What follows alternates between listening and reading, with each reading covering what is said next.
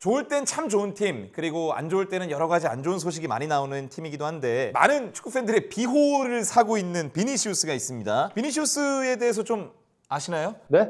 아세요? 아시나요? 좀 표정이나 이런 거에 대해서 좀 아니요, 어떻게 뭐 사적으로는 모르고요.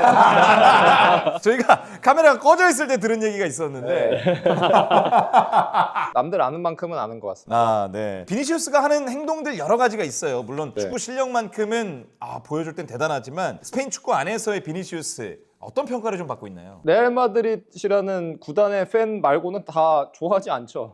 실제로. 네, 다 좋아하지 않고 이제 공통적으로 다 이유는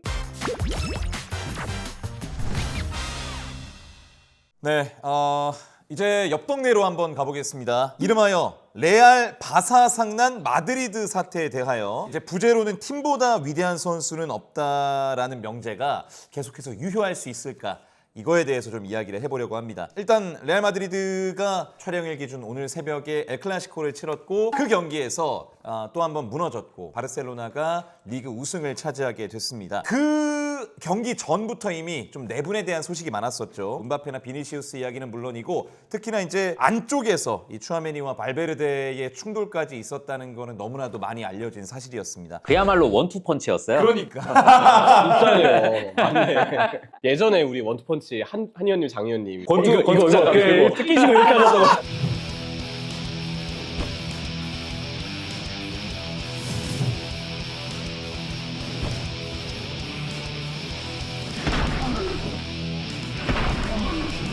그런 또 사건까지 벌어지면서 레알 마드리드가 결국 이번 시즌 이미 좀 무너진 상황으로 마무리가 확실시 되고 있습니다. 어떤 점이 문제였는지부터 확인을 해볼 텐데 다들 근데 좀 엘 클라시코에서 바르셀로나 우승을 좀 축하하고 가긴 해야 할 것 같습니다. 축하합니다. 네. 특히 뭐 한지 플릭 감독은 어려운 상황에서도 벤치에 그러니까요. 앉았었다고 하는데 리스펙할 만한 부분인 것 같고 경기 직전에 이제 부친상 소식이 전해졌는데 한지 플릭이 직접 나 이 경기 지휘하겠다 해서 경기까지 다 지휘를 했고 네. 엘 클라시코에서 우승을 확정한 네. 멋진 그림이 나왔죠. 좋을 땐 참 좋은 팀, 그리고 안 좋을 때는 여러 가지 안 좋은 소식이 많이 나오는 팀이기도 한데 많은 축구 팬들의 비호를 사고 있는 비니시우스가 있습니다. 비니시우스에 대해서 좀 아시나요? 네? 아세요? 아시나요? 좀 표정이나 이런 거에 대해서 좀 아니요, 어떻게 뭐 사적으로는 모르고요.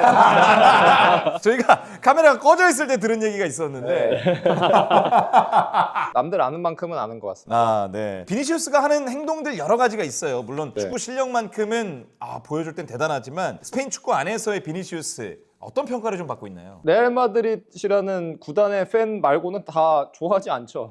실제로. 네, 다 좋아하지 않고 이제 공통적으로 다 이유는 자신이 하는 도발 행위는 생각하지 않은 채 자신이 도발을 당하면은 이제 극단적인 반응을 보인다. 그리고 이제 그걸 레이시즘으로 몰고 간다라고 해서 대부분 구단의 팬들은 다 좋아하지 않죠. 다른 부분 비니시우스를 떠나서 이런 라크롬 안에서나 뭐 훈련 중에 있었던 일들에 대해서 팀적으로는 너무 안 좋은 상황인 거잖아요. 그렇죠. 근데 저는 근데 약간 관점이 좀 다른데 저는 이제 선수 생활을 해보지 않았고 그 그쵸. 팀의 어떤 소속이 돼서 한 시즌을 해본 어떤 리듬 자체 경험해본 적이 아예 없지만 건장한 성인 남성이 20명 이상의 한 그룹에 1년 동안 같이 있는 건데 그쵸. 그 정도의 인원이 설마 1년 동안 아무리 잘 나가는 팀이어도 다툼이 한 번 없고 싸움이 한 번 없겠습니까? 그쵸. 물론 그게 물리적인 폭행까지 가면 너무 심각한 문제죠. 사람들은 이거 뭐 발베르데랑 추아메니 싸운 거 가지고 얘기를 많이 하지만 저는 이게 도대체 어떤 경로에서 이렇게 쉽게 외부에 유출이 됐을까? 오히려 이 얘기를 좀 먼저 하고 싶더라고요. 워낙 뭐 많은 관심을 받는 클럽이기 때문에 똑같은 상황에 대해서도 더 많은 비판을 받을 수 있는 레알 마드리드지만 그런 좀 메커니즘도 있고 여러 가지 구단 내부에서의 일들이 좀 의심이 되는 상황이 있습니다. 그러면서 이제 뭐 아르벨로아 감독 아래에서의 안 좋은 상황들이 계속 이어지고 또 다른 감독들을 원한다는 이야기들이 나오고 있는데 이름이 무리뉴가 나왔어요. 무리뉴의 마드리드로 돌아올 수도 있다는 그 이야기가 조금씩 나오고 있고 이제 페레스 회장의 선택이 어떨지가 참 궁금한 상황입니다. 그러니까 안첼로티 감독으로 좀 두 번의 시기를 보냈었잖아요. 페레스 감독이 워낙 또 많은 감독들을 거치다 보니까 과거의 그 남자들을 찾는 것 같아요. 안첼로티도 다시 찾았다가 이제 뭐 지단도 찾았다가 이제 다시 한번 또 이제 무리뉴로 가게 되는 건데 지금 팀이 워낙 분위기가 좋지 않기 때문에 이 무리뉴의 그 성격과 지금의 이 스쿼드가 또 잘 맞을 수가 있을까? 예. 우려가 좀 많이 드는 그런 상황이긴 합니다. 잘 잡아줘야 한다는 의미도 있을 것 같은데 이제 잘 잡으려다가 오히려 이제 엇박자가 날 수도 있을 것 같다 이런 의견도 있고. 무리뉴 좀 어떻게 생각하나요, 완우 형? 저는 좋은 감독이라 생각합니다. 전술적보다는 조금 더 매니지먼트에 가까운 유형이고 전술적으로 약간 수비적인 성향, 네. 지루하다 이런 얘기를 많이 하는데 무리뉴 레알 마드리드 감독 때 축구 엄청 공격적이고 제일 재밌었어요. 아, 그 역습 진짜 재밌었네. 네, 역대급 인기 제일 승률, 많았대죠? 역대급 승률에 역대급 득점 페이스 100골 넘는 골 보여줬었고 좋은 재료가 있을 때 역할을 이제 매니지먼트로서 잘 해줄 수 있는 감독이 있으면 전 된다고 생각하거든요. 전술보다 매니지먼트를 좀 선호하기 때문에 그런 면에 있어서는 지금 레알 마드리드 상황에 무리뉴는 필요한 감독일 수도 있지 않을까? 예. 이렇게 생각을 하고는 있습니다. 좋습니다. 뭐 어쨌든 이제 레알의 이야기로 이 운을 띄워봤는데 트렌드가 돌고 돈다고 하지만 어쨌든 또 관리형 감독에서 전술형 감독으로 최근에 많이 옮겨졌고 실제로 이제 축구를 잘 모르거나 막 보기 시작한 라이트한 팬들도 전술 없으면 감독 아닌 거 아니야? 막 이런 질문들을 요즘 많이 한단 말이에요. 근데 또 다시 관리형으로 돌아가는 것 아니냐? 이제 무엇이 좋은가? 이런 거에 대해서는 끊임없는 의견 충돌이 있는 것 같습니다. 영국 축구에서는 이 매니저라는 말로 감독을 표현하기도 했었는데 대표적인 감독들이 근년에도 있었죠. 저는 그게 생각이 나거든요. 아르테타가 헤드 코치가 아니고 아마 매니저로 소개가 계속되고 있을 거예요. 예. 아르테타는 그 정도로 이제 팀의 어떤 기조나 운영 방향에 있어서도 굉장히 많이 의견을 내고 참여를 한다라는 걸 보여주는 그런 좀 방식이라 생각을 하는데 반대로 헤드 코치의 경우는 선수 영입이나 구단의 어떤 방향성에 대해서는 디렉터와 같은 인물들에게 맡기고 네. 뭔가 경기 지휘, 준비 이쪽에 좀 더 초점을 둔다는 측에서 그 단어를 좀 해석하는 경우들이 많죠. 이 디렉터라는 직책의 중요성이 많이 강조가 됐었고 영국도 감독이 헤드 코치라는 이름을 많이 얻게 됐고 특히나 이제 클럽 감독에서 슬롯 감독으로 넘어가면서 그런 것들 특히나 전술적인 역량이 중요시되는 시대가 있었는데 여기 계신 관련자들께서는 헤드 코치가 중요한 것인가 관리하는 감독으로서의 역량이 중요한 것인가 자유롭게 의견을 주고받으면 좋을 것 같습니다. 팀의 규모에 따라서 확실히 좀 다른 건 있는 것 같아요. 레알 마드리드 같이 이렇게 슈퍼스타들이 좀 많이 모여 있는 구단은 확실히 전술적인 코치보다는 이제 관리형 감독이 필요하지가 않나라는 것이 이제 지난 몇 년 동안 계속 증명이 되지 않았나 생각이 들고요. 이게 인터넷이 문제입니다. 인터넷이. 인터넷 때문에 사람들이 진짜 버거스네요, 이거 버거스. 피처리 해주셔도 되는데 사람들이 안첼로티가 진짜 인 줄 알아요. 사람들. 진짜로. 아니죠. 챔피언스리그를 5번 우승한 감독이고요. 예. 그리고 이 슈퍼스타들을 관리할 수 있다라는 그걸 이제 몇 차례나 증명을 해낸 감독이기 때문에 아마 이번에 브라질 월드컵 데리고도 좀 잘할 거예요. 안첼로티는. 그래서 안첼로티만큼 이 선수단을 확실히 뭐 휘어잡는 것보다는 안첼로티는 뭔가 좀 그 아버지 같은 그런 게 좀 있었거든요. 선수들 그 우승 세레머니 할 때 막 선글라스 끼고 씨가 물고 선수들하고 같이 셀레브레이션 하는 그런 것도 되게 인상적이었고 어린 선수들 세대 차이가 뭐 거의 40살 정도 이렇게 차이가 남에도 불구하고 안첼로티가 이렇게 선수들하고 같이 잘 지내는 걸 보면은 이 감독이 왜 이렇게 성공적인 시기를 보낼 수 있지 않았나 생각이 들고 저는 이제 무리뉴 얘기도 조금 전에 했습니다만 무리뉴를 저도 이제 경험을 해봤잖아요. 유나이티드 팬으로서. 그렇죠. 근데 무리뉴 감독으로 한 가지 저도 매우 아쉬웠던 부분은 선수들 저격하는 거. 인터뷰나 아니면 기자회견을 통해서. 네네. 근데 이런 거를 레알 마드리드 선수들이 또 견뎌낼 수 있냐 이거죠. 네, 이제 그런 부분에 있어서는 벌써부터 조금 약간 의문이 들긴 하는데 무리뉴도 이제 관리형 감독이라고는 합니다만 이 관리가 요즘 스타일의 관리냐 아니면 예전 스타일의 관리냐. 예. 확실히 예전에 그 클래식한 선수들이 좀 많이 모여 있었던 뭐 첼시라든지 아니면은 인터밀란 그 정도의 선수들은 참 관리를 잘했던 감독인데 또 요즘은 다르잖아요. SNS 시대 뭐 어쩌고 저쩌고 하면서 선수들이 좀 뭔가 좀 민감한 그런 부분들도 좀 있는 것 같고 무리뉴 감독이 지금의 레알 마드리드 지금 세대의 레알 마드리드를 잘 관리할 수 있을지는 솔직히 아직은 물음표다. 팀의 이제 체급이나 스타일에 따라서 전술형 감독이 득세를 할 수도 있고 관리형 감독이 득세를 할 수 있다는 말을 해주셨고 혹시 또 어떤 생각이 있으신지 이 두 가지에 대해서. 저는 잘못 생각하는 게 있다고 생각해요. 대중적으로 봤을 때 여기서 얘기하는 헤드 코치나 매니저는 특히 옛날 잉글리시 풋볼이 이제 매니저, 영국 축구가 매니저 얘기 많이 했었는데 그때는 그러니까 축구에 관한 거를 대부분은 그러니까 선수들이 어느 정도 소통을 통해서 자기들이 이제 하는 거죠. 그리고 여전히 축구는 선수들이 하는 게 맞긴 합니다. 근데 이제 이 헤드 코치라는 명칭이 좀 더 익숙해진 거는 팀의 전략 전술, 특히 이제 정보전의 개념이 많이 없어지면서 서로가 다 까놓고 경기를 하기 때문에 그러면은 팀의 방향성이나 게임 모델이라는 단어가 결국에는 득세를 하면서 팀의 축구적인 방향성 그리고 그거를 정하는 아이디어를 내는 주체가 더 중요해졌기 때문에 한국말로는 이제 감독이라고 따로 칭하지만 헤드코치, 감독은 결국에는 코치의 연장선상인 거죠. 그리고 코칭 스태프가 여러 명의 코치들이 있는 중에서 말 그대로 헤드, 최종 결정을 축구적으로 하는 사람이 헤드 코치이기 때문에 이렇게 정해진 건데, 그러니까 저는 뭐가 조금 잘못 인식돼 있다고 생각하냐면은 그 헤드 코치라는 개념이 제일 보급화되고 게임 모델이라는 단어가 제일 보급화될 수 있게 한 사람이 주세 모리뉴예요. 근데 이 사람을 지금 와서 매니저로 얘기하고 흔히 얘기하는 관리형 감독이라고 하는 거는 저는 좀 어폐가 굉장히 크다고 생각을 하고, 그리고 이 사람이 지금 좀 그러니까 쉽게 얘기해서 뭐 프리미어리그 감독을 안 하고 뭐 레알 마드리드 감독을 안 해서 그렇지, 제가 코치라는 직업을 하게끔 동기를 준 이 사람이 제가 2003년에 처음 봤죠. 2003년에 처음 봤는데 지금도 우리가 컨텐츠에서 입에 오르내리고 있는 건데, 2003년에 감독하고 있던 사람들 중에 뭐 물론 신체적인 나이 때문에도 있겠지만 아직도 우리 입에 오르내리는 이 빅리그 팀의 감독으로 입에 오르내리는 사람이 있나요? 없어요. 저는 뭐 이번 시즌 벤피카 경기도 좀 계속 막 보고 했습니다만 리그 우승은 끝났어요. 이제 네, 포르투가 우승을 했는데 리그에서도 무패거든요. 약간 아스날 무패 스타랑 비슷하죠. 무가 좀 많긴 한데 어쨌든 간 무패로 리그 계속해서 끌고 오고 있고, 축구적으로 봤을 때도 여전히 저는 뒤처진다는 느낌은 솔직히 전혀 없어요. 과거만큼 그 조그마한 마진으로 결과를 내야 되는 프리미어리그, 챔피언스리그에서 예전처럼 우승 청부사라는 소리를 들을까라는 거에 대해서는 이제 조금은 의문부호가 따라붙는 거긴 하지만, 그때만 해도 게임 모델을 이 사람은 선구자적인 관점에서 그걸 다 제시를 했던 사람인데 이젠 그게 일반화가 됐잖아요. 네, 그러다 보니까 여전히 경쟁력은 있지만 선구자인지는 모르겠어요. 그렇기 때문에 조금 어폐가 있다고 생각하고, 근데 반면에 저는 레알 마드리드 감독으로 하는 데는 저는 꽤 괜찮은 선택이지 않나 싶습니다. 아까도 그랬잖아요. 자꾸 뭐 안첼로티 가고 뭐 자꾸 지단 하고 다시 하는데, 저는 샤비 알론소 굉장히 좋아하지만 샤비 알론소에서도 나왔다시피 이 사람이 능력이 있고 없고를 떠나서 레알 마드리드라는 구단은 온전하게 감독을 이어갈 수 있을 수 있는 사람이 제한적이라는 거. 그만큼 이 구단은 특수한 조건이라는 거죠. 특수한 조건에서 주세 무리뉴만큼의 성취를 남긴 사람은 그야말로 손에 꼽히고, 그러다 보니까 이 사람이 가도 이상할 게 없다고 생각해요. 솔직히 챔스도 바이언한테 승부차기에서 4강에서 떨어졌지만 그거 승부차기로 이겨서 올라갔으면 우승하는 거 전혀 이상하지 않죠.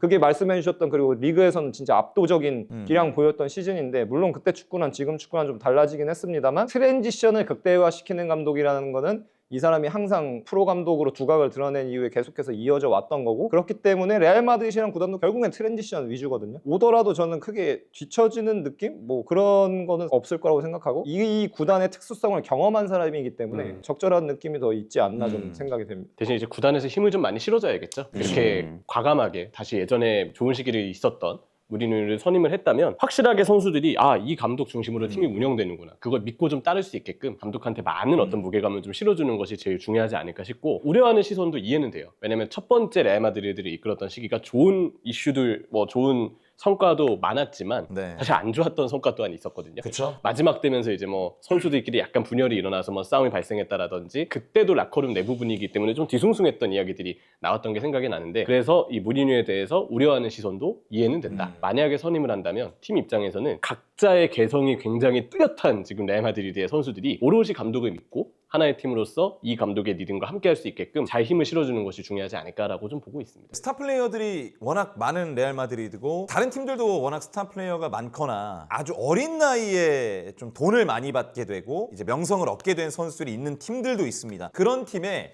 이제 전술형 젊은 감독이 입성을 했을 때 어려움을 겪는 경우들이 꽤나 나타나고 있고, 뭐 프리미어리그에서도 최근에 경질이 많은 이유도 아마 그 정도로 좀 있다고 저는 알고 있어요. 그렇기 때문에 다시 팀들이 관리형 감독을 선호하는 게 아니냐라는 말이 나오고 있는 것 같은데, 워낙 베테랑 감독을 가지고 있는 팬의 입장에서 이런 부분은 특히 이제 프리미어리그 안에서도 어떻게 보는지, 젊은 선수들과 관리형 감독 또는 전술형 감독들이 좀 왔다 갔다 하는 부분에 대해서 어떻게 생각을 하시는지. 지금 일반적인 대중들이 인식하고 있는 헤드코치랑 매니저 개념, 그냥 그 인식으로 표현을 했을 때는 네. 모예스 감독은 전형적인 매니저형 감독이에요. 지금 에버튼을 과거에도 이미 오랫동안 이끄는 경험이 있었고, 이번 시즌도 이제 다시 돌아와서 지난 시즌부터 와해됐던 팀을 단기간에 좀 빠르게 뭉쳐놨고, 올 시즌도 결국에는 유럽 대항전이 지금 조금 어려워질 것 같지만 그래도 시즌 내내 일관성 있는 모습을 좀 보여줬고, 수비적으로도 한 플랜으로 계속 인식하게끔 잘 만들어 놓은 그런 부분이 있었거든요. 이런 유형의 감독들이 왔을 때 선수들이 뭔가 일관성을 좀 보이는 것 같아요. 제가 그동안 봐왔을 때 어떤 경기 내용에서 큰 기복 없이 각자 그 요구한 어떤 그런 것들을 잘 수행하는 부분, 이런 것들이 좀 있다고 보는데, 무리뉴 감독 온다면 그런 거 좀 기대해봐도 괜찮을 것 같아요. 레알 마드리드 팬분들이 어떤 스탠스를 가질지는 좀 예측이 안 되는데, 제3자의 입장, 순수한 축구 팬의 입장으로 무리뉴가 다시 한번 좀 레알 마드리드급의 큰 클럽을 맡는 거 한번 보고 싶긴 합니다. 예. 그래서 전 왔으면 좋겠어요. 사실 우린 다 그 시절의 향수를 기억하는 사람들이기 네. 때문에 또 그리고 솔직히 무리뉴가 가면 일단 재밌어져요. 재밌죠? 이건 보장되지 않나요? 그리고 기자들 너무 좋아하겠죠. 그러니까 네. 뭐가 됐든 얘기거리가 항상 만들어져. 우리 원투펀치 있잖아요. 무리뉴 와가지고 한마디 하잖아요. 그날 우원이 형 바빠질 거예요. 그러니까 우리 산업도 분명히 부흥이 살짝 있을 거야, 진짜. 저는 스페인 감독들 특히 기자회견 많이 보기 때문에 기대가 솔직히 되긴 합니다. 그래서 기자회견 때 또 무슨 얘기를 아이고. 할까 또 막 이상한 제스처 취하면서 막 그 어이없다는 표정 아시잖아요. 이제 그런 거 하면서 좀 기대가 돼요. 저는 그냥 그거 뭐 여기 저희 대본에도 이제 써 있긴 한데 이제 뭐 클롭도 매니저였다가 뭐 슬로우슨 헤드 코치라고 하는데 최근에 뭐 아까 뭐 아르테타 얘기도 나왔지만 약간 차이가 있는 게 지금의 매니저 역할을 부여받는 사람은 헤드 코치도 하는데 매니저까지 하는 거라고 봅니다. 최근에 하는 매니저는 그거죠. 선수 영입이라든지 구단 전체적인 운영 방식에도 개입을 하느냐 여부인데 과거보다는 매니저라는 게 이제 똑같은 명칭이지만 이게 훨씬 범위가 큰 거죠. 헤드 코치는 하되 그 외적인 팀 디렉팅에서도 관여를 하느냐 여부다 보니까 무리뉴가 오면은 아마 그것 또한 매니저가 될 확률이 조금 높죠. 아까 제가 약간 어폐가 있다고 한 부분이랑 별개로 무리뉴라는 사람이 왔을 때는 결국에는 좀 매니저가 되지 않을까. 왜냐면 그때도 나갈 때도 이제 발다노랑 디렉터 있어가지고 맞아요. 발다노가 중간에 나가고 했거든요. 음. 그런 것들이 좀 이슈가 있었는데 뭐 좀 그렇게 되지 않을까 싶네요. 무리뉴가 만약에 오게 되면 센터 포워드 이슈부터 좀 해결을 해야 돼요. 왜냐면 무리뉴가 항상 그 있던 팀, 첼시는 뭐 드록바, 디에고 코스타, 인터밀란은 디에고 밀리토, 지금 벤피카에서도 파블리디스, 전형적인 이 9번 형태를 갖고 있거든요. 근데 은바페는 전 아무리 봐도 그 전형적인 9번과는 거리가 너무 멀다고 생각하기 때문에 레알 마드리드 만약에 무리뉴 데려오면은 일단 무조건 이 스트라이커 이슈는 해결을 해야 된다. 무리뉴로 운을 띄운 거고 이런 감독의 이야기를 하게 된 건데 이렇게 저희가 방금 말씀드린 대로 무리뉴만 나와도 이렇게 뜨거워집니다. 네, 그러니까 뭐 축구 팬들은 너무 재밌는 축구를 기대할 수 있을 것 같다. 무서지. 그러니까 이게 맞는 것 같아. 그래서 저희가 이제 하려던 이야기를 마무리를 하면 미국 스포츠로 가볼게요. 돈을 정말 많이 주는 야구도 있고 뭐 농구도 있고 미식축구도 있고 어떤 스포츠는 그 문화가 계속 그 선수 중심으로 좀 가는 게 있어요. 분명히 그 팀을 그 선수의 중심으로 꾸리는 게 있다면 물론 축구도 있습니다만 그거보다는 덜하고 팀이 더 중요하다는 명제가 더 강조되는 스포츠가 아닌가 싶은데 점점 그런 미국 스포츠의 느낌으로 가게 될 거라고 보시는지 간단하게 한 말씀씩만 주시면 될 것 같습니다. 저는 코치의 입장에서 축구는 그렇게 하면은 이제 성립이 안 된다고 봅니다. 축구라는 스포츠가 네, 저는 NBA도 굉장히 즐겨보고 NBA 좋아하거든요. 농구 같은 경우가 대표적이죠. 예, 르브론이 이제 한창 때 같은 경우 특히 클리블랜드 이제 다시 가고 했을 때 전화 돌려서 야 나랑 하자 해가지고 이제 자기가 모아가지고 이제 데려가고 그러니까 뭐 사실상 단장 디렉터 하는 거죠. 그거는 이제 어쨌든간 5명이 하는 종목이다 보니까 한 명 한 명의 영향이 미치는 영향이 훨씬 더 크고 그죠? 예, 그러다 보니까 좀 그런 것들이 가능하다고 보는데 반면에 축구 같은 경우는 11명이라서 팀 안에서 그 중에 11명 중에 1명인 거는 저는 벗어날 수가 없고 그거를 벗어났을 때는 결국에는 문제가 무조건적으로 생긴다고 보거든요. 빠르든 늦든 문제가 생길 수밖에 없고 저희가 오늘 얘기했던 레알 마드리드 같은 경우도 대표적으로 그런 경우라고 좀 생각을 하는데 그래서 축구라는 종목의 본질적인 특성상 그런 이슈들이 중간중간 있을 수는 있겠습니다만 완전히 본질을 벗어나기는 힘들 것이다. 예, 그렇게 봅니다. 지금 이제 시대가 많이 변하고 있잖아요. SNS라든지 다양한 부분에서 선수에 대한 스타 마케팅이 점점 커져가고 있고 그렇죠. 저는 뭐 이번 레알 마드리드의 사례가 먼저 공개가 좀 되긴 했지만 앞으로도 감독의 매니지먼트가 좀 현실적으로 바라봤을 때 불가능한 영역들이 좀 많을 거라 생각을 해요. 예. 예전과 비교했을 때 각자 개개인이 가지고 있는 자아와 자기의 의지를 누군가가 리더로서 꺾고 지시하고 지도하는 것이 마냥 쉬운 시대는 아니게 됐다 생각을 하고 예. 저는 이게 비단 축구뿐만의 문제는 아니라고 생각하거든요. 문제가 아닐 수도 있죠. 그냥 자연스러운 시대 변화의 현상일 수 있어요. 꼭 축구뿐만이 아니더라도 이런 각자의 개성에도 존중되고 그러다 보면 단체로 뭔가 하나의 응집력을 가져가기 위한 누군가의 지도력과 리더십이 예. 오히려 그 부분이 부각되기보다는 각자의 개성과 그들의 어떤 입장과 주장이 좀 더 사람들에게 영향력을 행사하는 그런 경우들이 많아질 거라 생각을 하는데 축구 또한 그렇게 SNS라든지 다양한 부분에서 사람들에게 주목도를 받고 있는 스포츠이기 때문에 선수 개개인의 영향력이 여기서 좀 줄어들 거라고 생각을 하는 게 저는 좀 더 어려운 것 같아요. 어쩔 수 없는 시대적인 변화를 우리가 좀 받아들여야 되지 않을까라는 좀 생각이 들더라고요. 거의 다 이런 의견에 동의를 하시는 것 같은데 어쨌든 축구 팬들이 가장 좋아하는 격언이 팀보다 위대한 선수는 없다일 겁니다. 형철이의 말처럼 어쩔 수 없는 시대의 변화는 있겠지만 그래도 이 명제만큼은 지켜지면서 축구 팬들의 낭만을 지켜줬으면 좋겠다는 생각입니다.